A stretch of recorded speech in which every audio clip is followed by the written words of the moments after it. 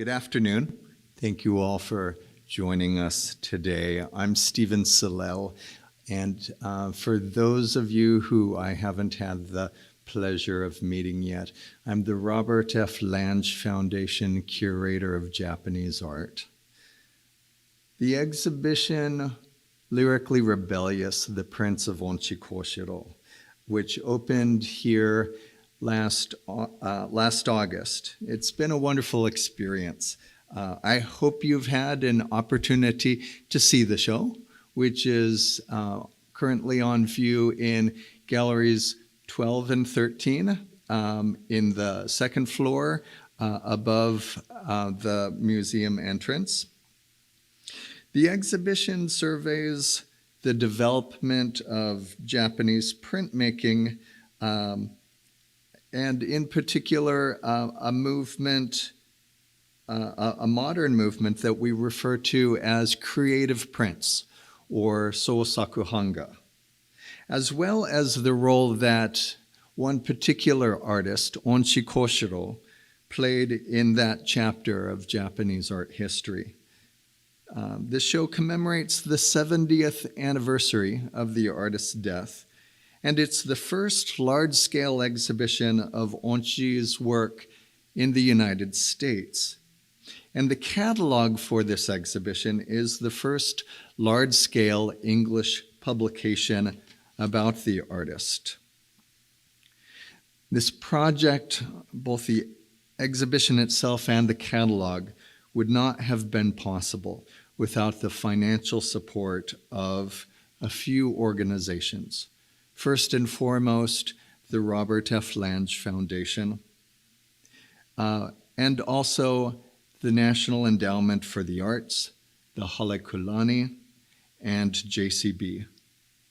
Equally important were the contributions and assistance of three scholars, Kuwahara Noriko, Elias Martin, and Ajioka Chiaki.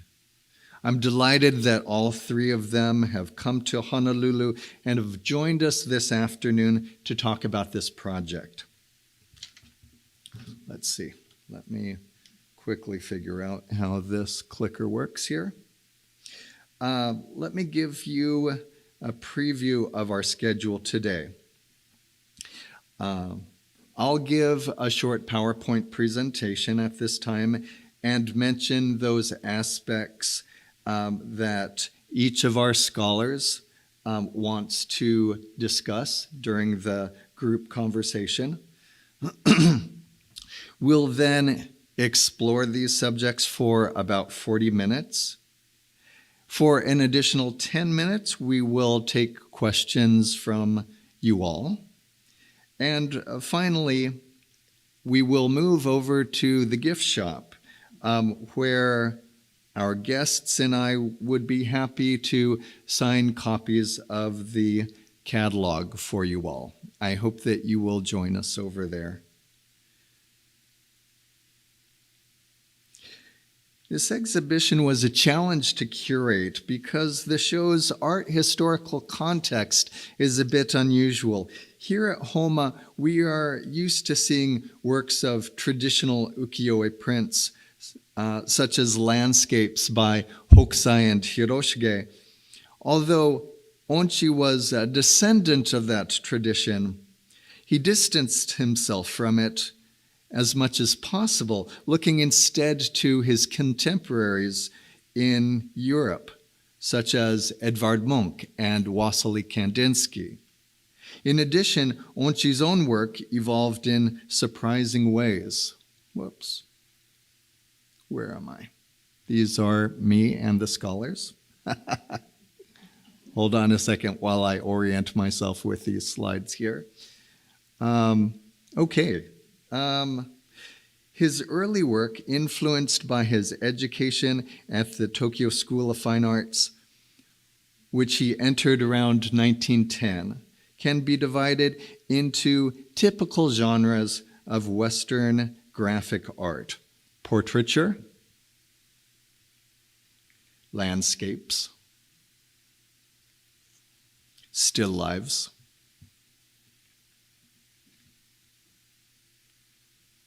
and figure studies. This focus on Western genres reflect not only Onchi's training at the Tokyo School of Fine Art, but also the bias of the federal government's annual juried art exhibitions. The central image here, let's see if I can get this. Hold on, there we go. The central image here, Onchi's print Among the Rocks from 1929 was exhibited during those annual juried art exhibitions. For a long time, Japanese prints were excluded from those government-sponsored shows because woodblock prints were considered commercial art rather than fine art. But it was thanks to Onchi and his comrades at that time that woodblock prints were finally accepted into the show.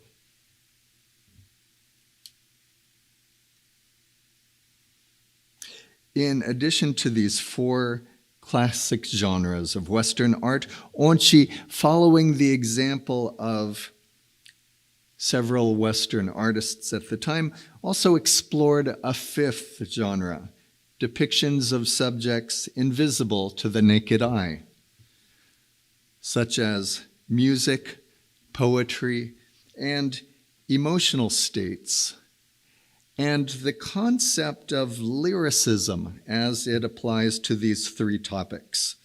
On the left, here is the first print from Onchi's lyric series, which he began in 1914. Let me introduce the aspect of Onchi that each of our guests and I want to focus on during the group discussion. Following the tenets of the creative print movement, Onchi produced most of his prints without assistance, and because he was more interested in communicating his ideas than creating technically perfect images, his prints have a very painterly feel to them. Elias will talk about this in greater depth during our group presentation. That painterliness is particularly noticeable in this portrait of the poet Hagiwara Sakutaro, which was later reprinted after his death by artisans who worked in a much more technically clean manner. Critics, though, have described such commercially oriented editions as lacking in the artist's spirit and therefore inferior. The abstract prints that Onchi produced after the Pacific War were far more innovative than his earlier work, but when you inspect them closely, again, you will notice a painterly, improvisational approach to his work. In our discussion, Chiaki will focus on the contrast between Onchi and another important member of the creative print movement, Munakata Shiko. Munakata's distinctive style enabled him to become the most recognizable of the Sosaku Hanga artists. One reason for Munakata's fame was his alliance with the Mingei arts and crafts movement led by Yanagi Soetsu. Munakata's gestural style and his embrace of Zen Buddhist philosophy, which was fashionable throughout the United States in the post-war period, further endeared him to the American public. The imagery in Munakata's prints mostly originated from Buddhist iconography, and this series of prints, entitled Two Bodhisattvas and 10 Great Disciples of Shakyamuni, is one of his most recognizable works. The images depict two bodhisattvas, Fugen and Monju, the attendants of the Amida Buddha, as well as 10 arhats, disciples of the Buddha who, although not yet enlightened like bodhisattvas, have devoted themselves to spiritual refinement. Here we find the antithesis to the sophisticated conceptual exploration of abstract imagery by Onchi. Munakata's work is figurative and more simply expressed. It's easy to understand why the public found his prints more accessible. His prolific output made his artwork more available as well. Just as Munakata Shiko seemed to be aligned with the aesthetic beliefs of the Mingei arts and crafts movement, I myself think it's important to recognize the influence of 19th century Romanticism, particularly Romantic poetry, upon the work of Onchi. Onchi produced his own books, and here is one, Insects, Fish, and Shellfish, which we have on display in the exhibition. Onchi not only illustrated the book, he also wrote the poetry, which, for the purpose of this exhibition, my colleagues and I have translated into English. What's noteworthy about these poems, What's noteworthy about these poems is that they have no connection to traditional Japanese haiku, waka, or tanka poems. Rather, they're based on the European notion of romantic or symbolist poetry. An early example of this combination of printmaking and poetry by Onchi is the magazine Tsukuhae, Reflections of the Moon, which he and his classmates Fujimori Shizuo and Tanaka Kyokichi produced between 1914 and 1915. On the left is a print by Onchi from the first issue, and on the right is the cover of the 6th issue. One literary precedent to Tsukuhae was the poetry magazine Myojo, or Bright Star, in which the very first Sosaka Hanga print, created by Yamamoto Kane, was published in 1904, a full decade earlier. On the right is Yamamoto's print, and on the left is the cover of that issue of Myojo. A more direct influence upon Tsukuhae was Shirakaba, or White Birch, another coterie magazine first published in 1910. In addition to creating this magazine, the publishers of Shirakaba organized several exhibitions of European modern art in Tokyo during the 1910s. These shows featured futurist, cubist, and expressionist prints, and they had a profound influence upon Onchi and other creative print artists. And it's important to note that both Myojo and Shirakaba were in turn inspired by late 19th century European publications that combined romantic poetry and woodblock prints, such as Pan, which was produced in Berlin.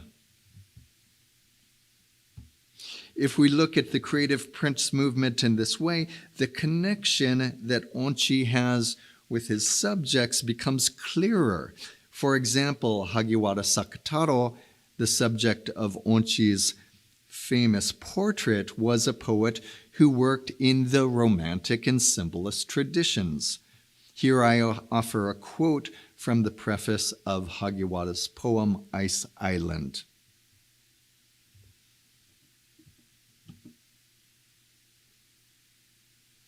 And like Onchi's poetry, that of Hagiwara has little connection to traditional Japanese forms such as haiku, waka, or tanka. Instead, they have much more similarity to the romantic poetry of Charles Baudelaire or Edgar Allan Poe. Not surprisingly, even Onchi's portrait of Hagiwara conveys a mood similar to the famous photographs of these two Western authors. That connection to Romanticism is equally visible in Onchi's abstract works, which were strongly influenced by the European artists Wassily Kandinsky and Odilon Redon. As Noriko will mention during our discussion, Onchi and other Sosakuhanga artists benefited from the support of several American collectors.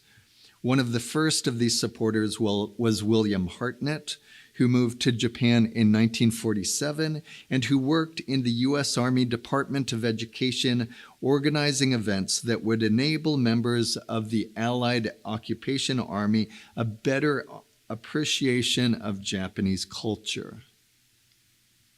One event that Hartnett organized was a concert by Suwa Nejiko, a Japanese musical prodigy who moved to Europe to train as a violinist and who eventually returned to Japan.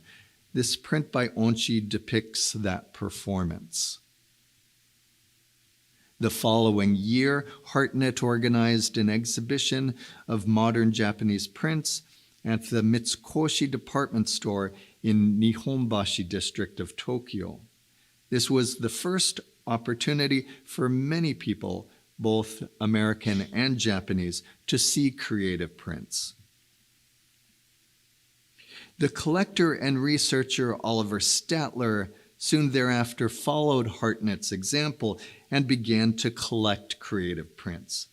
Many of those works eventually entered the repository of the Art Institute of Chicago, but Statler lived and taught in Honolulu for much of his later life, and as a result, he also gifted many works of his collection to Homa.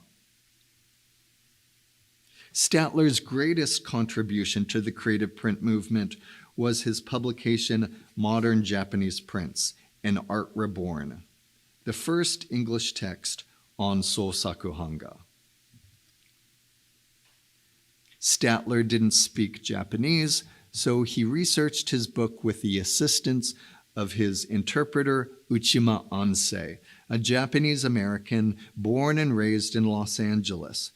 As he worked with Statler and met various Sosakuhanga artists, Uchima eventually began to explore woodblock printmaking himself and became a significant member of the movement.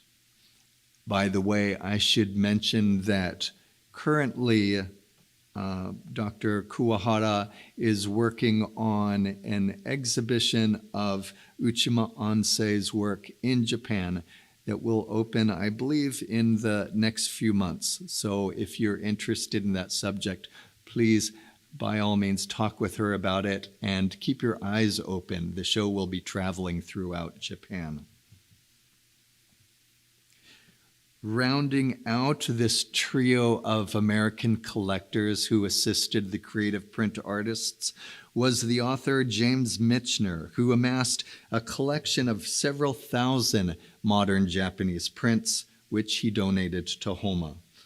In addition, though, he also sought to educate the public about these artworks. Here's a photo of him giving a lecture about Sosakuhanga prints here in the basement lecture hall. He also published several texts on the field of Japanese prints, such as The Floating World, the Modern Japanese Print and Appreciation, which he published 8 years later, functioned as a sort of catalog for a print competition that Michener organized. So now that I have given you a little bit of background about the exhibition that's currently on display and the topics that my guests and I would like to talk about, let me introduce our guests. Noriko, would you be able to come up onto the stage, please?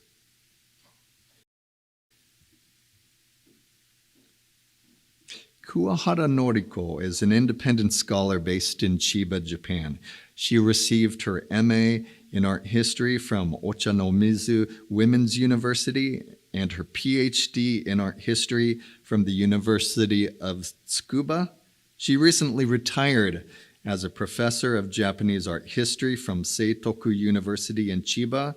She has published extensively on Onchi Kōshirō and modern Japanese prints and received the Ringa Prize for her 2012 publication, A Study of Onchi Kōshirō, Modernity in Japanese Prints.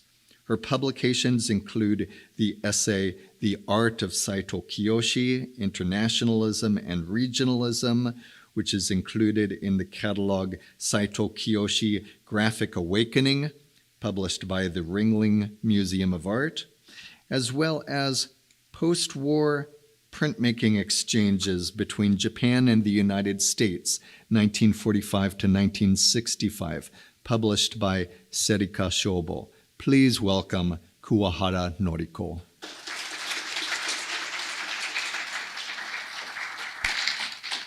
Chiaki. Ajioka Chiaki is an independent scholar and Japanese art consultant based in New South Wales, Australia. She received her MA in Fine Arts from the University of Melbourne and her PhD in art history from the Australian National University. She worked as a curator of Japanese art at the Art Gallery of New South Wales, Sydney. She specializes in modern Japanese prints and crafts and has published several articles on those subjects. She curated Hanga, modern Japanese prints, at the Art Gallery of New South Wales in 2000, and she co-curated Japan in Sydney, Professor Sadler and Modernism 1920 through 1930s at the University of Sydney Art Gallery in 2011. She has collaborated with Professor Kuwahara on essays about modern Japanese prints since 2000. Please welcome Ajioka Chiaki.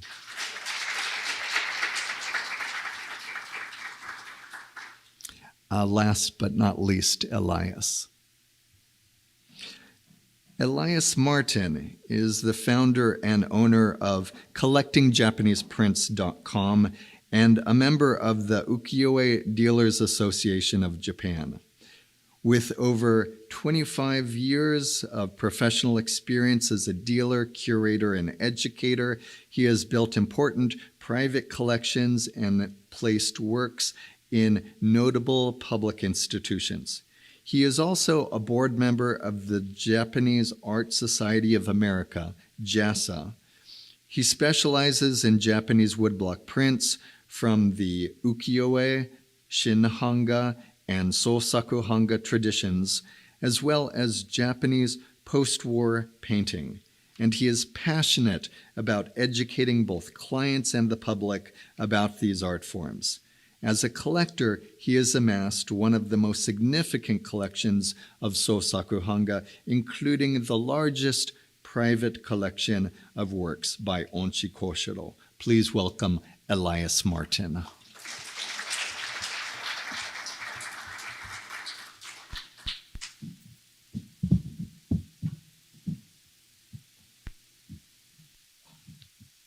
So at this time, whoops.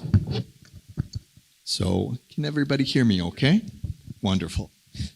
So at this time, I'm going to dispense with these notes here, which I've been nervously clutching for the past 15 minutes or so, and see if we can have a bit of a group discussion here. We have a couple of questions that we've prepared, and in addition, whoops, I'm going the wrong way again. I'd like to basically go through this PowerPoint a second time so that each of our guests has an opportunity to talk about the works and the issues that they're interested in. Let's see. Before right now, we're stopping on the works that Elias is going to talk about. But before I hand the microphone over to Elias, I wanted to ask a general question to the three of you, which is, how did you become interested in this subject of Onchi Kōshirō and the creative prints movement? Maybe Noriko, if I could ask you to begin. Yes, about 40 years ago, when I was a university student, my French language school teacher taught me about Onchi. Constantly, he himself was a printmaker as well as a language teacher and had met Onchi when he was young. And at that time, I wanted to study Western art. But he said that there hadn't been a lot of research done on modern Japanese prints, so he wanted me to study Japanese prints. And soon after that, I visited the museum library and looked at the book of Onchi's art. Before then, I knew nothing about Onchi or his art. I had never even heard his name. That encounter with his work was the start of my studies. It's okay? Wonderful. Wonderful. Thank you. Chiaki, how about yourself? Well, good question. I did my master's research at University of Melbourne, and my supervisor told me that I should write about or research about Munakata Shiko, because she liked the artist. And so when I was studying Munakata's background as a creative print movement, I learned that Onchi was a main figure leader and a very important artist. Before then, I only knew Onchi from like bookshop design. If you go to, perhaps you know that if you go to a bookshop in Japan and you buy a book, they give you the cover. They put the cover on your purchase. And I noticed word like Onchi, and that was all I knew about him.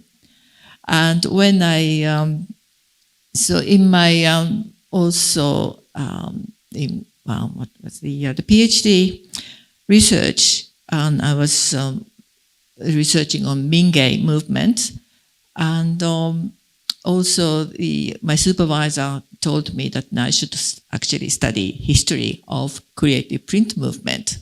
So I did. And when I became a curator at the Art Gallery of New South Wales, I organized this exhibition, year 2000, the actual year of the Sydney Olympics, would you believe? It's a long time ago. And I had been introduced to Kuwahara-san the year earlier, and I knew that she was doing a PhD research on Onchi, so I asked her to write an essay on Onchi. And after that, we somehow got along, and so I decided to help her research and learn also myself. So together we made, I don't know how many times, a visit to United States, visiting the art galleries, libraries and archives. So we are having a lot of fun, and most of my knowledge is basically coming from Kuwahara-san. As with the rest of us. Elias, how about yourself? How did you get interested in Onchi and the creative prints movement? Well, that's simple. First of all, I want to thank everyone for coming. It's a pleasure to be among all of you. Onchi never traveled to the West. And funny enough, I met him in Chicago. And the city of Chicago is blessed to have a collection of Onchi's work from the Oliver Statler collection. And Oliver Statler, as Stephen, you referenced him, he's a contemporary of Michener, and they knew each other. In fact, Oliver Statler and Michener acquired quite a large collection of Onchis, as you've seen in the gallery upstairs. And so I traveled to the Art Institute one day, and there were Onchi prints on display, and my life changed. Something happened that day. I was able to experience something, the way I think of it is I really got a really strong communication that Onchi was trying to express in his artwork. And so, I just wanted to learn more and more about him, and I was lucky enough to be able to find the prints that I have. So, thank you. I suppose I should say a little bit about how I became interested in Onchi myself. I started working here in January of 2012 as a research assistant of Japanese art. And at that time, my boss, Sean Eichmann, who I'm happy has joined us this afternoon, he basically trained me and taught me most everything that I know about Japanese prints. As you're aware, much of our museum's collection of Japanese prints focuses on the ukiyo-e prints from the Edo period, works like Hokusai and Hiroshige. And these were artists who I had been aware of since I studied art in college. But we also have this large collection of modern Japanese prints, which I was oblivious to. And I remember as I started to learn about these prints, Sean often said to me, now these are works by Onchi Kōshirō. These are extremely important works in our collection, sort of like the king of modern Japanese prints. And so I very reverently included them in occasional print rotations. And it's just wonderful that 14 years later, here we are doing an exhibition on his work. I'd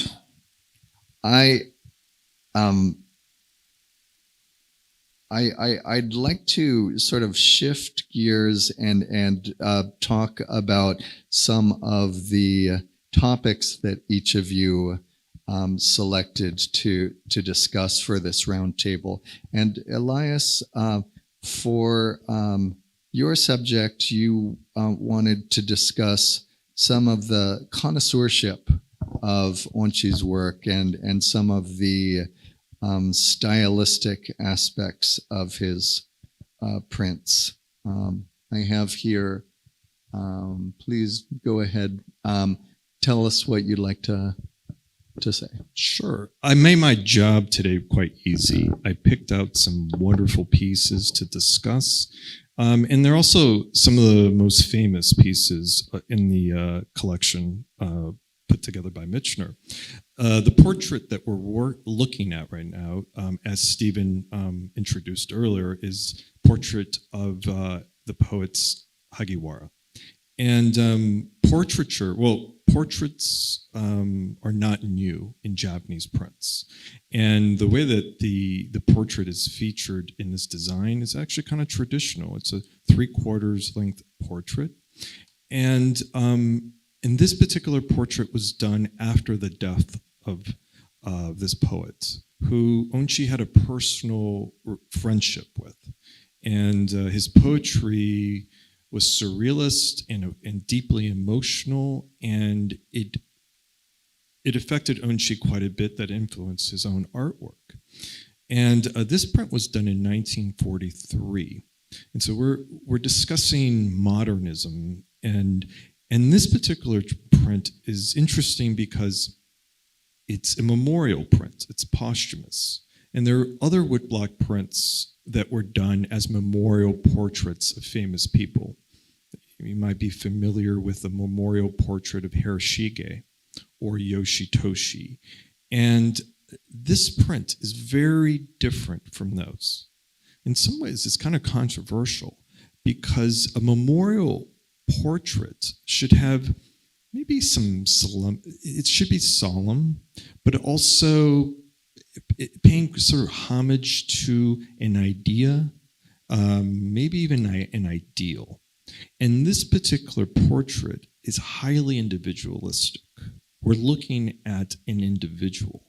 We're looking at a portrait of a lost loved one. And Onchi, in fact, made himself quite vulnerable, showing such a design with such emotionally charged imagery.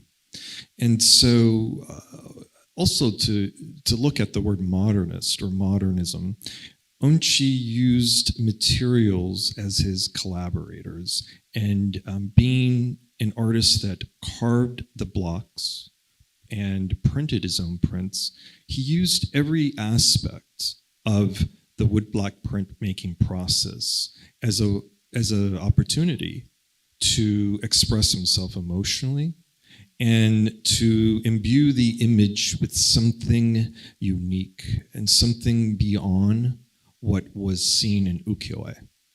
Not to say those images weren't beautiful, but they were restraint. And restraint was really the term when we look at memorial portraits. And he breathed new life to portraiture, really. And so I'm going to zoom in on aspects of this design so we can have a look. I'm going to let that play. Stephen did a great job at sort of taping a close-up of the printing. And so in this case, since Onchi was actually printing these prints himself, he developed a very spontaneous wet printing technique. And I should also say that woodblock prints are meant to be seen in a very intimate setting. Although they're up in the gallery behind glass, you can notice these things. Imagine yourself, though, as you're looking at these prints, holding them in your hand, being able to see the texture that this type of printing was able to achieve. It's not just a printing to give a sense of, there's his eye, there's his nose, and that's hair. No. Every aspect of the composition is an opportunity to express yourself. And Onchi certainly did do that. This was his friend that passed away. And these are the sort of the dark years leading up to the war, when artists and poets were censored. And the Hagiwara certainly was one of those tragic poets and artists that lost his life to this dark time. And so Onchi really wanted to commemorate his friend with a fitting tribute. And I think he did that quite well. Now, this design was received so well that Onchi, after the war, met many Western occupying forces, and they all sort of asked him for an impression. He did 2 copies before the war. They looked quite different. And then after the war, when he received commissions, basically, they were saying, please print me another one, He made maybe about 10 or so. I can't imagine him making more than 15. And so I would say about 10, and they sold quickly, and people kept asking him for more and more. And so he passed on the next edition to his assistant, his top student, Sakino. And there's a portrait by Sakino of Onchi in the gallery. And so he printed the second edition, and then Hirai after Onchi's death in 1955, printed a memorial edition, a third version. And so what we're looking at here is the printing of the third version by Hirai. And what we could see here is Hirai did a good job of replicating the image, but what we're missing here is the emotion. This is more analogous to the portraits done in the Edo period, like, as I mentioned, Yoshitoshi, his memorial portrait, or the memorial portrait of Hiroshige. You're capturing the person, you're capturing the image adequately. He stayed within the lines, he did his job. But Onchi's printing is wet, spontaneous, messy, charged with emotion, and you could see how different these two impressions are. And we're fortunate because we have both prints in the gallery where you can compare them side by side. Yeah. The background, even the background, it's very, it's done quite carefully, where Onchi's is really spontaneous. You can almost see light emanating from everywhere. And here, it's quite, regular. You can see the printing is, he did a great job at printing it, but again, we're looking at it, it's almost like a facsimile, really. And I should say, although we don't have the three impressions here, Helen Merritt, who wrote one of the more important books on modern 20th century Japanese prints, indicated that Onchi's impression was sheer poetry, Sekino's was prose, and Hirai's, which we just looked at, was a scholarly footnote. I could see that, absolutely. And so, should I go to the next print? Okay. Okay, I'll be very, very quick. On this one, getting back to modernism, Onchi was very aware of his materials and wanted to imbue his prints with a... he wanted to give them the character of what he was using to print. And so in this design, it's featured with a couple of elements. The background were blocks of wood that were repatriated, or not, well, I should say, they were repurposed from his daughter's home renovation. So he took them and he's like, oh, I can use these as printing blocks. And he doesn't hide the fact that there were blocks. They're blocks. And he prints them. And then the red is it's Japanese charcoal that's been cut in half and stamped. And so all of these materials reflect Onchi's interest in experimentation, but they're also very Japanese in the sense that it's Japanese charcoal that is very connected to the culture, and his reverence for these materials is quite Japanese. And one last thing quickly, you might wonder in abstraction, you could say, well, why didn't he just start painting? Why woodblock prints? And prints for Onchi were inherently Japanese. And you could also not, well, in painting, you could not achieve some of the effects you can through printing in woodblock prints, particularly with found objects. And in this case, in this print, the texture is fantastic on this design. And that's not something you could really achieve with oil painting. And so reflecting on these two pieces, they're certainly new, fresh, and they look as fresh as the day they were done. They look very relevant and again, revolutionary. Thank you. Thank you, Elias. Moving on, may I? Thank you.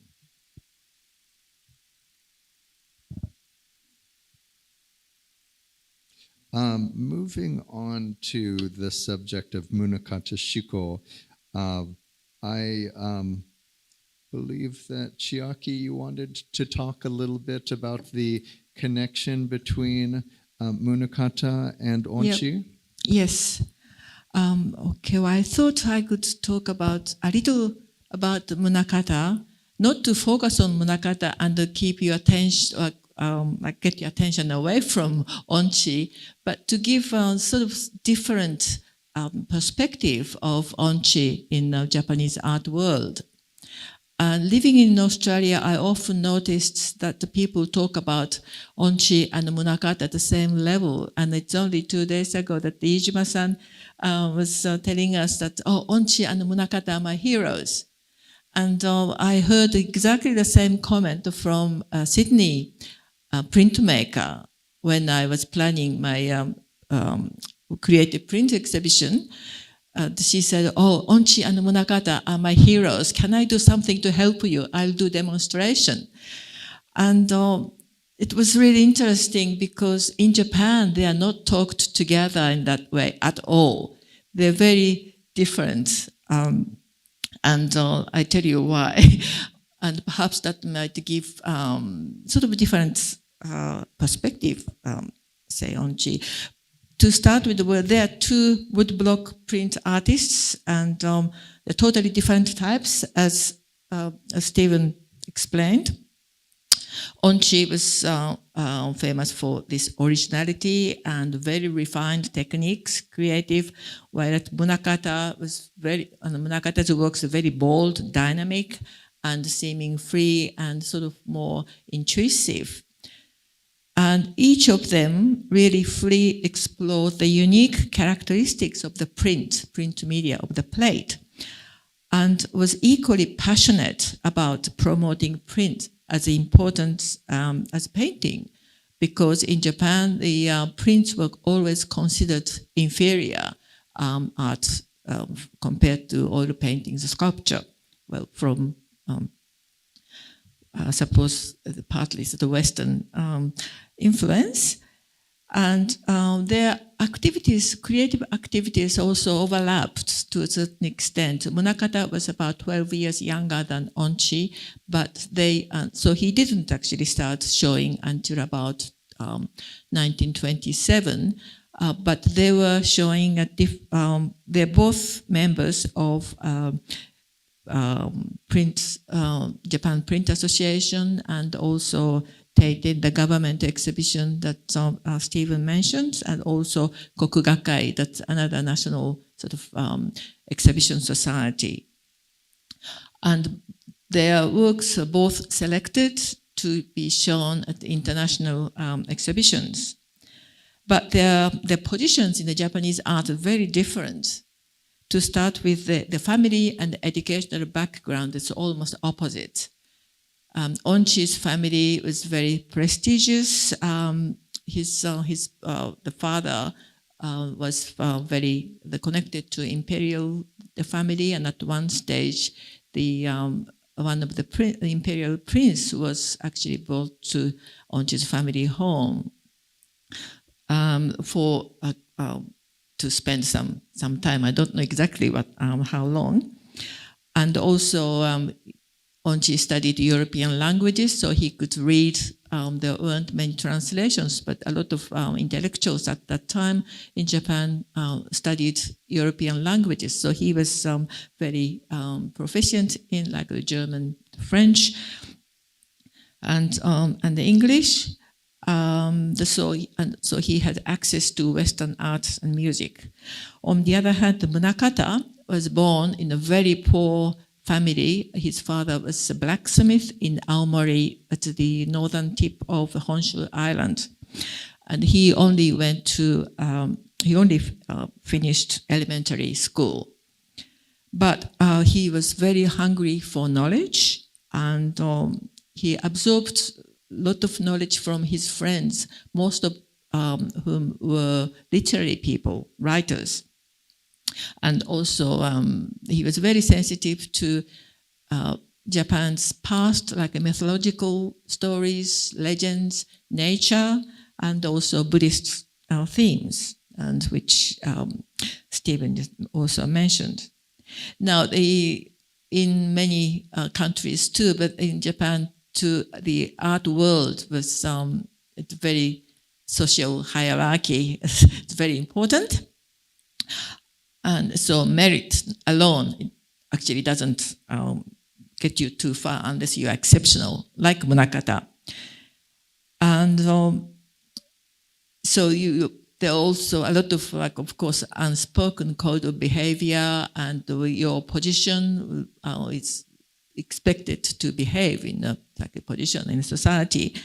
But Munakata was very confident of his own abilities, and often he pushed boundaries, and that caused frictions. Now, Stephen just mentioned his association with the Mingei, or folk craft movement, which was coming out at that time. The Mingei group discovered Munakata, and that was in 1936.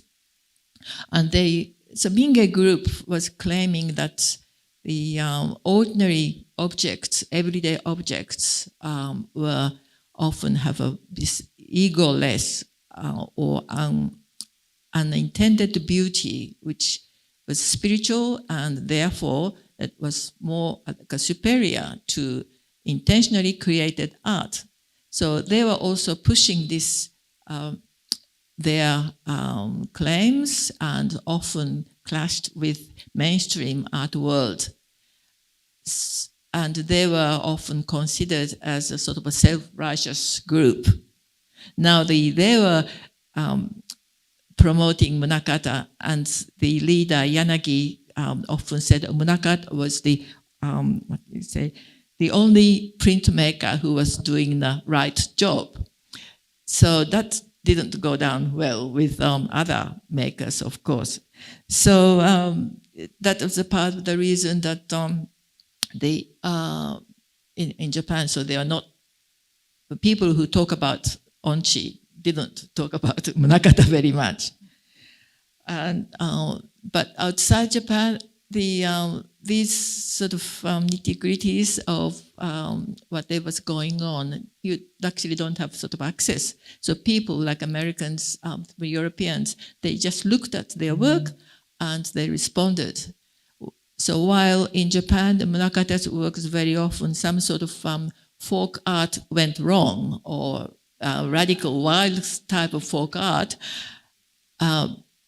the people outside Japan saw Munakata's modernity and interesting, not so much interesting, rightly, that Onchi, from the very start of Munakata's career, Onchi saw exactly what Munakata was doing, and he was saying that the Munakata's works were not sort of folk art, were far from that. And what was the word I was looking for was he initially, Onchi described Munakata as like the shining existence of the print, Japanese print world. And also he was pursuing the work, the printed image, the effect of the print image that cannot be expressed in painting. And so they were on the very, the similar ground in different ways. They're both very vocal about raising the position of print in Japanese art world. And many says Munakata's technique is unsophisticated or kind of like a primitivism, but Onchi observed that artistic opulence. So that's the word that Onchi used to describe Munakata's work. So Munakata promoted prints wherever he could. And eventually, of course, some people might know that in the 1950s, after the war, Americans are also very keen to collect Munakata. And his works started winning international exhibitions, starting with Lugano print exhibition in 1952, and then Sao Paulo Biennale. He won the big prize in 1955. In 1956, he actually had a grand prize at Venice Biennale. So Munakata promoted prints wherever he could, and for him, when he won prizes, he interpreted it as a recognition of prints, not that as of him as an artist. So that way, so he had always had a very deep respect for Onchi and his work, particularly as a leader of creative print movement. So that's where to me, they really closely connected. Thank you, Chiaki. Let me move on here. There were some comments that I made myself about Onchi's connection to the international movement of Romanticism, including his interest in combining woodblock prints with poetry, and the way that he was following in the footsteps of not only earlier Japanese artists, but also European artists. But I took quite a bit of time during my slideshow in talking about that. And so for the sake of time now, I'd like to sort of skip over this and get to the subject of American collectors of creative prints. And I believe that, Noriko, you wanted to talk a little bit about that? Yes, thank you. I'll be focusing on Onchi and American collectors in the post-war era. Two major changes appeared in Onchi's post-war creative work. Firstly, while pre-war, Onchi produced both figurative prints and also abstract prints, he focused almost exclusively on abstract prints after the war. The second change was that while pre-war works were woodblock prints, post-war works used not only woodblocks, but also various materials such as paper plates, string, wire mesh, and leaves as printing plates. So why did such changes occur in his creative activities? The most crucial factor for Onchi was his encounters and interaction with Americans who stayed in Japan during the post-war occupation period. Among them, three individuals were particularly significant. As Stephen introduced earlier, they are Hartnett, Statler, and Michener. The emergence of American collectors and researchers who highly valued and purchased Onchi's prints enabled him to freely create the works he chose to. Thus, Onchi was able to create experimental prints. However, because he wanted to continuously produce new prints work, the number of editions of each was extremely limited. And since many of them ended up in the hands of American collectors, the majority of Onchi's post-war prints are now held in American museum collections. Many of the works currently on display at this gallery were formerly part of the collection of Statler and Michener. Onchi himself reportedly said that he wasn't concerned about his prints going to America. This was because printmaking was not recognized as having value in Japan at the time, and his works were not highly regarded either.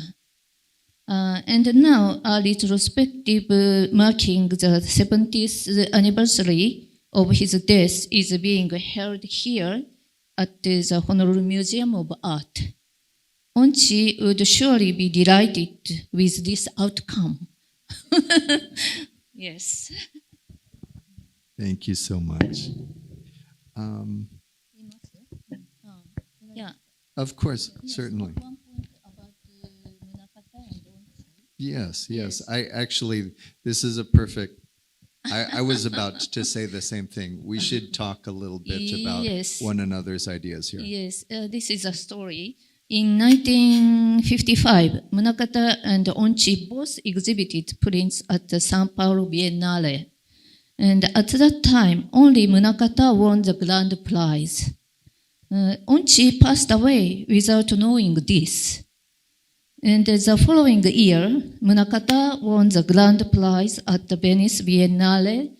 He said Japanese printmakers gained international recognition thanks to Onchi's passion for the print movement. And the work Onchi exhibited at the Sao Paulo Biennale was at the gallery, the last one, Lyric number 32. Yes. Yes, it was exhibited at the last exhibition. I see. Yes, because it is very important work. Elias, you had mentioned something about the relationship between Onchi and Munakata yourself. Did you want to comment? Sure, and I'll be brief. Well, coming from a collector or even a dealer's perspective, those are two giant names. And I understand in Japan, they're not put together, but as a collector, you always mentioned Munakata and Onchi together. And because they approach things very differently. Munakata was much more public, much more in he was on TV, and he was also a character. You know, we could talk about that. I won't, but he was a character, and he was almost, you know, when I think about an artist, you know, almost like a character of an artist. What should an artist look like? What should they do? And Munakata was a really character, and so he was charming, and certainly that helped bring attention to him. Onchi was much more reserved, and he let his artwork speak for him. The emotion was there, but it was in the prints themselves. And so Onchi's work went out into the world and created converts that way, where Munakata, certainly his artwork was powerful, but it's also very closely associated with the person of Munakata. He reminds me to some extent of Salvador Dali, or the other Japanese artist popular around the same time, Okamoto Taro. Yes, yes. I believe that I heard a story about how Munakata was really interested in the painter Van Gogh, and Munakata, coming from the rural prefecture of Aomori, at one point in his career said, "I am the Van Gogh of Aomori." He said, I will become Van Gogh.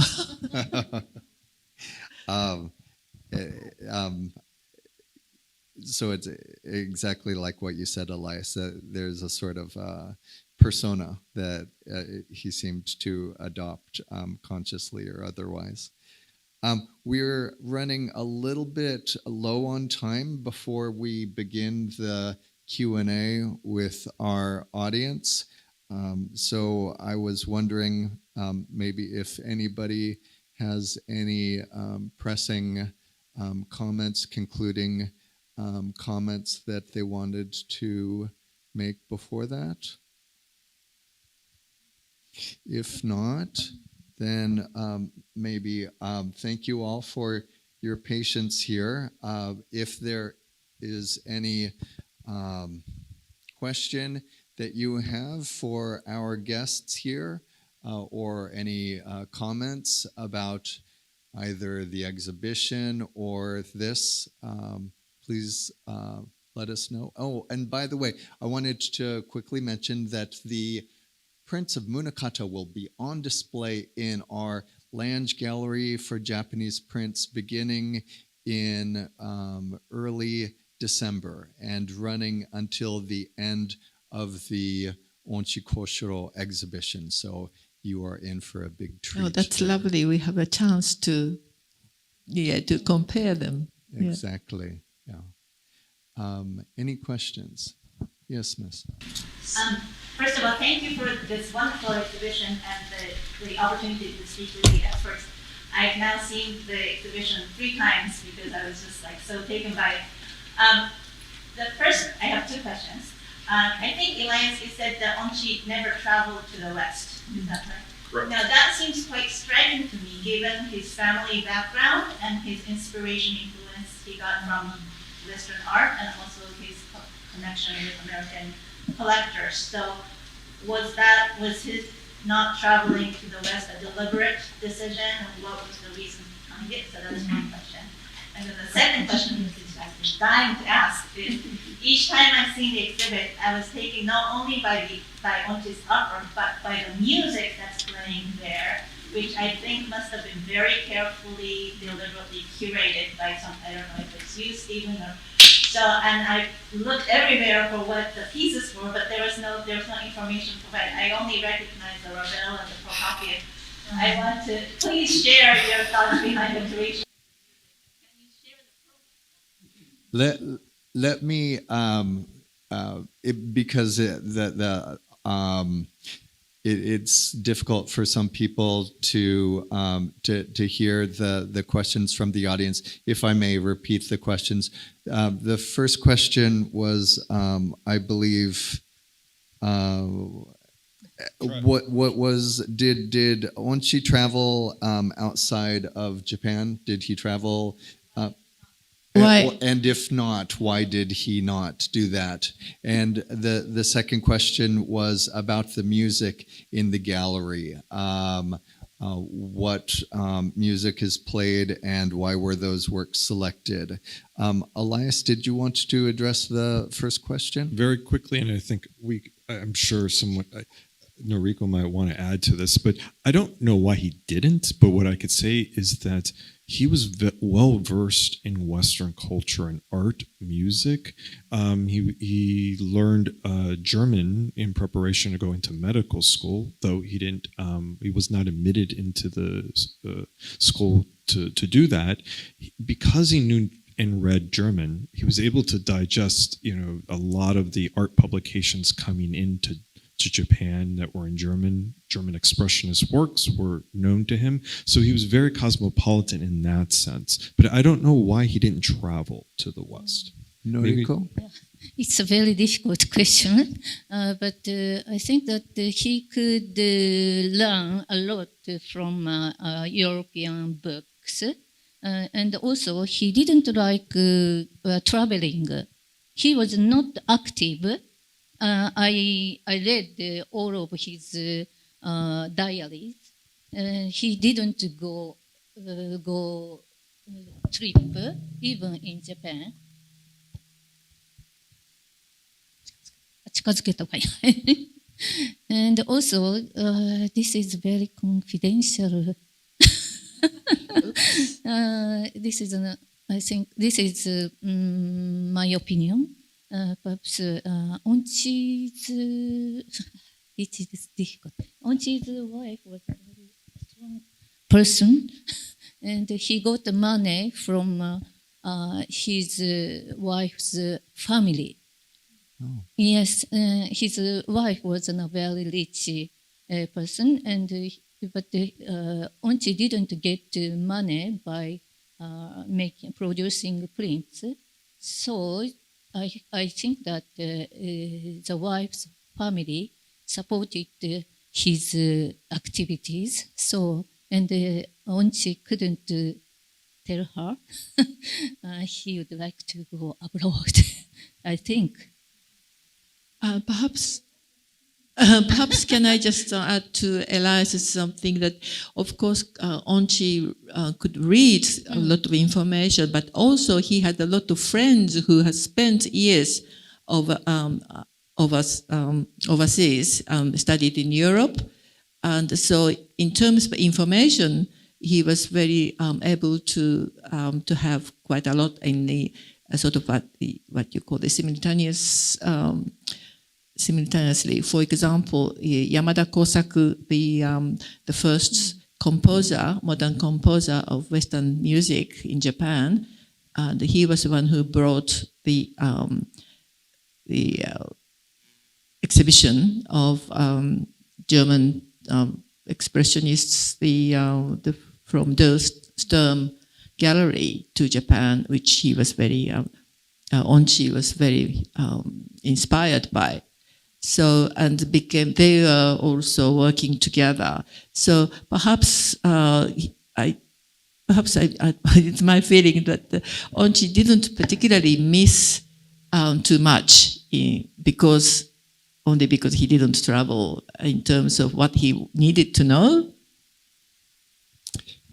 Regarding your second question about the music,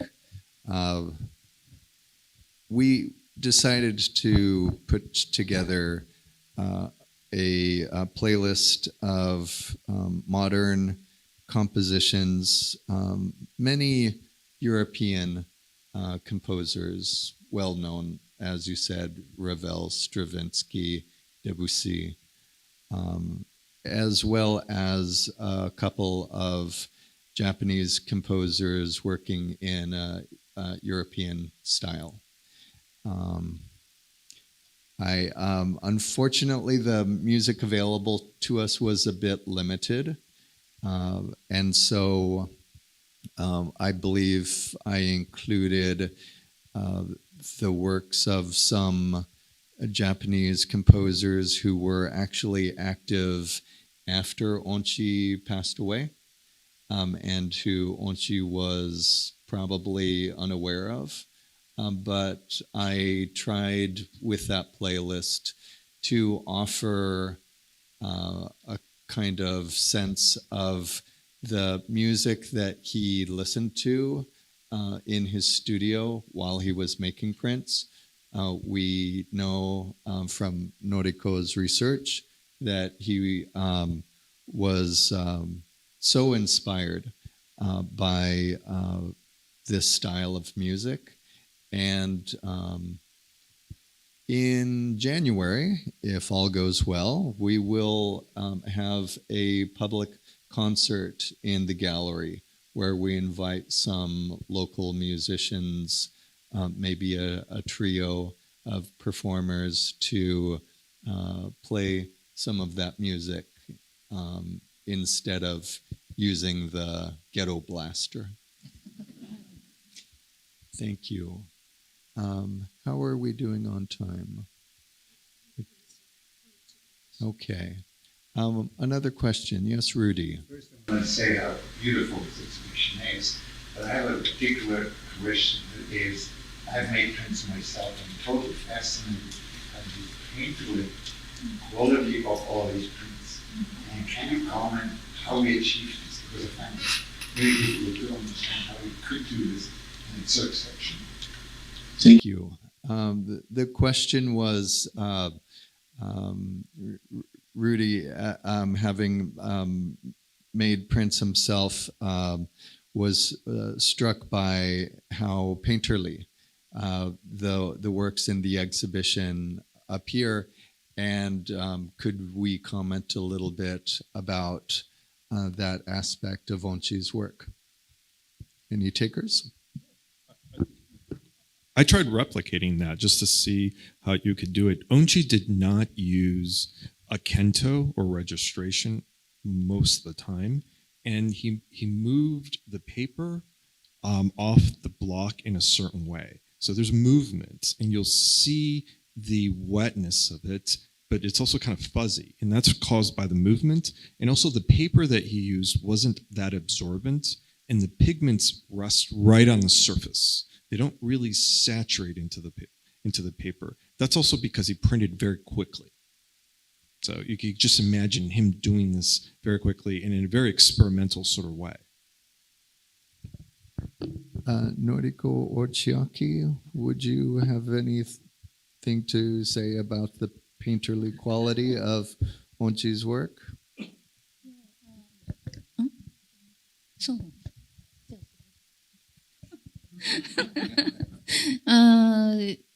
At this exhibition, there was no Onchi's oil paintings.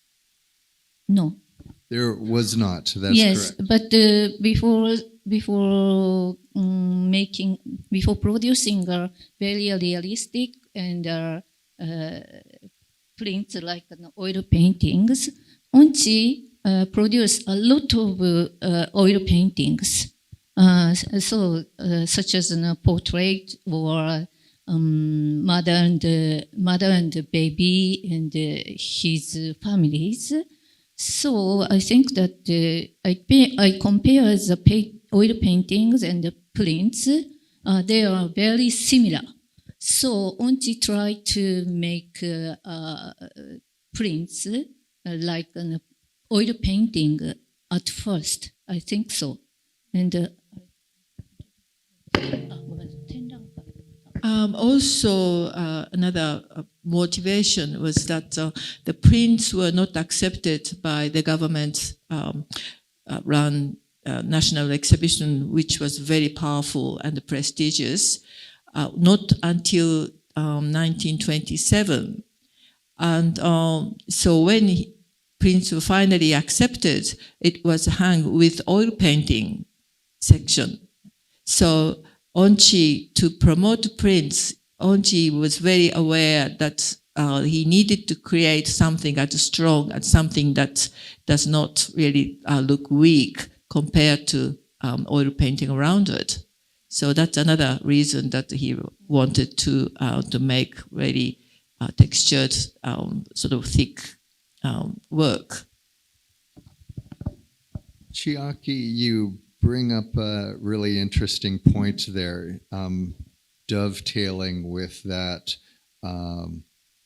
comment about the painterliness of Onchi's prints, which, Rudy, I hope answers your question. It also touches on a really interesting aspect of Onchi's work that, which is that he was trying to promote Japanese prints, in addition to being the leader of the creative print movement and one of the first abstract artists in Japan. He was trying to popularize Japanese prints, both to the government that was leading these national exhibitions and to the general public. If you have an opportunity to look at the catalog that we published for this show, Noriko wrote a wonderful essay that covers this and other aspects of Onchi's career. And actually, I think at this time, we're going to bring this roundtable discussion to a conclusion so that we can move down to the museum gift shop, where Noriko, Chiaki, Elias, and I are going to do a book signing.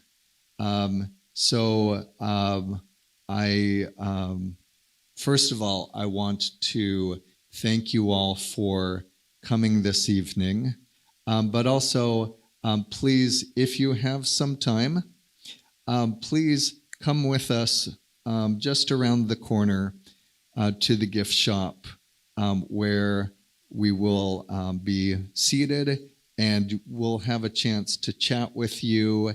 And it's a great opportunity for you to help support the exhibition and the museum through your patronage. We would greatly appreciate it.